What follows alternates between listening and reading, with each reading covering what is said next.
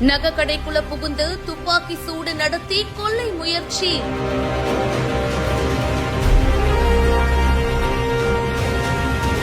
கடைசி நொடி வரைக்கும் போராடிய ஊழியர்கள்.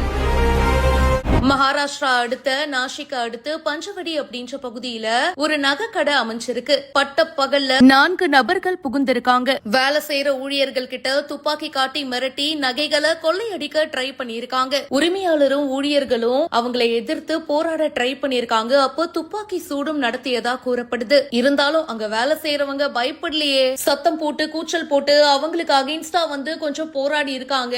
சோ பயங்கர சத்தம் போடவும் ஐயோ என்னடா இது, எப்படியாவது எஸ்கேப் ஆனா போதும் அப்படின்னு சொல்லிட்டு கையில கிடைச்ச தங்க வெள்ளி நகைகளை எடுத்துட்டு அவங்களும் அங்க இருந்து கிளம்பி போயிருக்காங்க. கடையில இருந்த ஒருத்தவங்களுக்கு அந்த துப்பாக்கி குண்டு உராய்சியதுல காயம் ஏற்பட்டிருக்கான். இந்த கொள்ளை சம்பவத்தோட சிசிடிவி கேமரா பதிவுகள் இப்ப வெளியாகி அதிர்ச்சியை ஏற்படுத்தி இருக்கு.